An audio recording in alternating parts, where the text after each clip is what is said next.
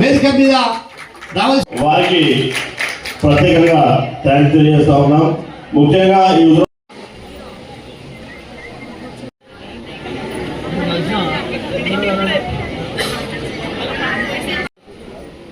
ఈరోజు ఆత్మీయ ఎమ్మెల్సీ ప్రతి ఒక్కరు నేను టచ్ చేస్తున్నా. ఒక 10 ఓట్లు నా తరపు నుంచి నేను అది చేసిన. ఏదైతే ఉపాధ్యాయ సంఘం అవగాహన ఉంది కాబట్టి కాంగ్రెస్ పార్టీ అన్నని ఎంచుకొని మన ముందుకు తీసుకొచ్చి ఈ 4 ఉమ్మడి జిల్లాల కాంగ్రెస్ పార్టీ నాయకులకు కూడా ఒక బాధ్యత అప్పచెప్పింది. మీరు గెలిపించుకొని తీసుకొని రండి. ఎమ్మెల్సీల ఒక వారధి లెక్క గ్రాడ్యుయేట్స్ కి ప్రభుత్వానికి ఒక వారధి లెక్క మన నరేంద్ర కౌన్సిల్ దళం ఇప్పి సమస్యల గురించి మాట్లాడతారు. దాని గురించి మా ముఖ్యమంత్రి గారు మాకు ఆదేశాలు ఇచ్చడం జరిగినాయి. జిల్లా మంత్రులు కానివ్వండి, ఇన్ఛార్జ్ మంత్రులు కానివ్వండి, అందరు మాకు ఆదేశాలు ఇచ్చిండ్రు. రేపటి నుంచి ఎప్పుడైతే రేపు అన్న చెప్పిండ్రు 10th రోజు అంటే రేపే నామినేషన్ ప్రక్రియ ఉంది కాబట్టి దాని అందరూ పెద్ద ఎత్తున మనం హుజరాబాద్ నియోజకవర్గం నుంచి కలిసి ఆ ప్రక్రియలో పాల్గొనాలి. అదే విధంగా రానున్న రోజుల్లో కూడా మండల మీటింగ్ కాంగ్రెస్ పార్టీ మన నాయకులతో పెట్టుకొని మరి ఏ రకంగా మనం ఓట్లు వేయించుకోవాలి. మన గ్రాడ్యుయేట్స్ మనం నార్మల్ ఎలక్షన్ లా కాదు. ఊరు తిరిగి మనం జెండాలు పట్టుకొని మనం తిరిగి ఓట్లు అడిగేది కాదు.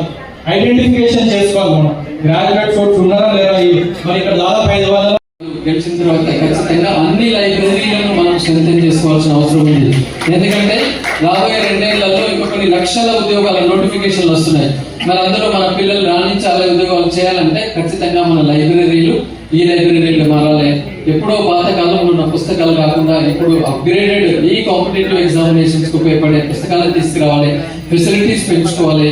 మన BC, SC, ST study circle, study సెంటర్లో కూడా మరి రెగ్యులర్ ఎంప్లాయీస్ మనం పెట్టి కోచింగ్స్ నిరంతరం జరుగుతూనే ఉండాలి. ఒక నోటిఫికేషన్ పడవలు కాకుండా రెగ్యులర్ కోచింగ్ జరుగుతుంటే ఖచ్చితంగా కొన్ని లక్షల మంది 2 ఏళ్లలో మరి గవర్నమెంట్ ఉద్యోగాలు సాధించి మన సంపద మన దేశానికే ఉపయోగపడేందుగా ఉంటుంది. గతంలో ప్రభుత్వ ఉద్యోగాలు లేవు కాబట్టి మరి క్రీమీ లేదంతా కూడా ఇవాళ విదేశాలకు వెళ్ళిపోయారు లేదా పక్క రాష్ట్రంలో వెళ్ళారు. మరి ప్రభుత్వ ఉద్యోగాలు వస్తుంటే మన దేశంలోనే, మన రాష్ట్రంలోనే, మన ప్రాంతంలోనే ఉంటారు. మరి మన విలేజెస్ కానివ్వండి, మన మండలాలు కానివ్వండి సస్యశ్యామలంగా ఉండడానికి అవకాశం ఉంటుంది. కాబట్టి ఖచ్చితంగా ఈ ప్రభుత్వం దానిపైన చిత్తశుద్ధితో ఉంది. కాబట్టి ఇక్కడ ఉన్న నిరుద్యోగులందరూ కూడా మరి మీరు సీరియస్ ప్రిపరేషన్ చేసుకోండి. రాబోయే ఉద్యోగ పర్వంలో ఖచ్చితంగా మీరు ప్రభుత్వ ఉద్యోగులు కావడానికి అవకాశాలు ఉన్నాయి.